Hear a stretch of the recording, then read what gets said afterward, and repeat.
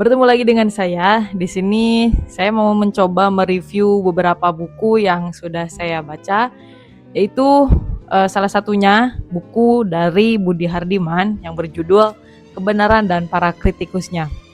Jadi buku ini merupakan salah satu buku yang menjadi pintu gerbang bagi saya sendiri untuk memahami dinamika persoalan dalam filsafat. Apa sih filsafat itu dan apa aja yang dibahas dalam filsafat. Nah, salah satunya ada dalam buku ini. Nah, jadi buku ini itu menceritakan atau membahas tentang apa itu konsep kebenaran di era modern ini. Jadi kebenaran itu bukanlah sesuatu yang hanya memfokuskan pada fakta atau pada korespondensi saja, melainkan kebenaran itu adanya bermacam-macam. Ya, jadi kebenaran yang berdasarkan fakta itu nanti akan dikritik oleh kebenaran berdasarkan waktu atau kebenaran yang diusung oleh beberapa filsuf dari hermeneutik. Nah, jadi dalam buku ini itu terdiri dari 5 bab yang masing-masing babnya itu membahas apa itu konsep kebenaran menurut para pemikirnya.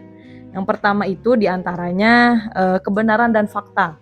Kebenaran dan fakta ini nanti akan diisi oleh 3 pemikir, yaitu Thomas Kuhn, Richard Rorty, dan Paul Feyerabend, di mana mereka ini mengusung bahwa kebenaran itu bukanlah sesuatu yang ada dalam pikiran manusia, melainkan kebenaran itu dibentuk oleh komunitas ilmuwan dan sejarah juga ikut andil dalam membentuk kebenaran ini. Kemudian yang kedua itu ada kebenaran dan waktu, di mana kebenaran dan waktu ini itu nanti diisi oleh 3 pemikir juga, yaitu diantaranya Martin Heidegger, Gadamer, dan Wilhelm Dilthey, di mana kebenaran ini dalam bab 3 ini itu lebih menitik beratkan pada kebenaran menurut konsep filsafat. Ya, jadi kebenaran itu bukanlah sesuatu yang hanya berkorespondensi antara pernyataan dan fakta saja, melainkan kebenaran itu adalah bersifat mewaktu atau kebenaran itu temporal, tidak selamanya seperti yang diusung oleh sains seperti itu. Nah, kemudian yang ketiga itu ada kebenaran dan kekuasaan. Kebenaran dan kekuasaan ini itu nanti akan diisi oleh Michel Foucault, ya, yang terkenal dengan teori atau dengan buku Knowledge and Punishment, ya, di mana menurut Foucault ini kebenaran itu akan selalu berelasi dengan kekuasaan. Di mana ada kekuasaan, maka di situ kebenaran juga akan dibentuk seperti itu. Nah, kemudian yang keempat itu ada kebenaran dan komunikasi.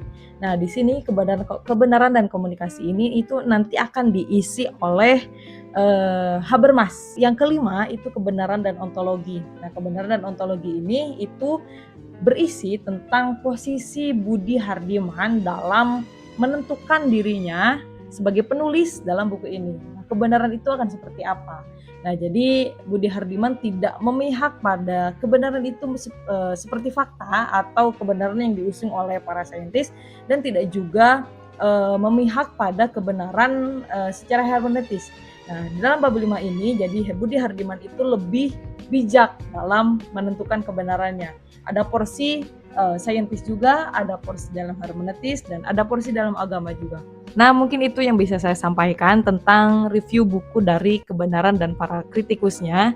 Jadi buku ini memang cocok untuk kalian, para mahasiswa yang memang sedang mendalami dunia filsafat atau bahkan yang ingin terjun ke dalam dinamika pemikiran filsafat.